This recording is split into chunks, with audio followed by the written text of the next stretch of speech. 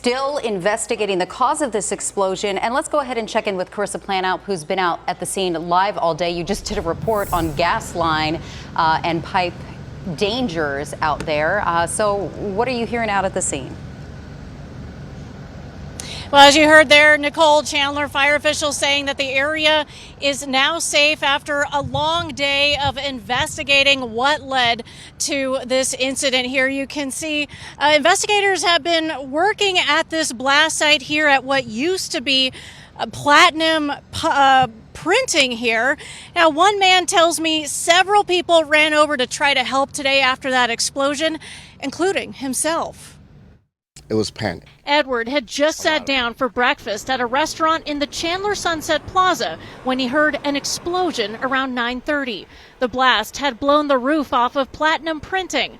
Edward ran over and found a man badly burned. He thought he was on fire. I don't think he realized he wasn't on fire, but he was badly burned. Edward says other Good Samaritans took over to try and take care of the man's wounds.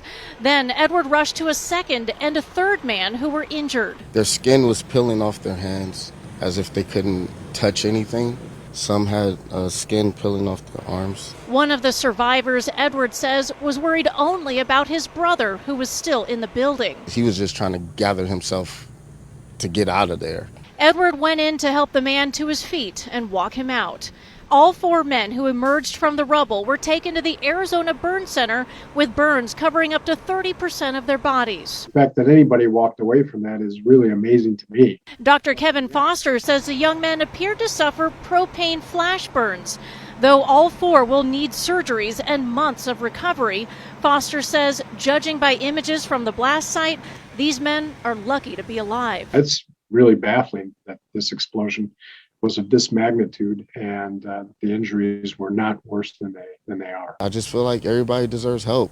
Edward says he knew it was dangerous to get close, but he insists he would do it all over again. I pray for their families. I pray for them. I pray for their spirit to rise above it.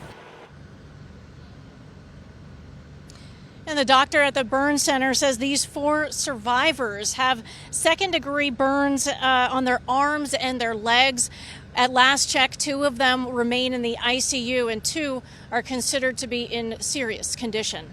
Guys, back to you. All right, that is our Carissa Planout out there at the scene tonight. Carissa, thank you. Let's go ahead and bring in Scene McLaughlin with a closer look at the area where this went down. Scene, this was actually happening in the heart of Chandler. It really was.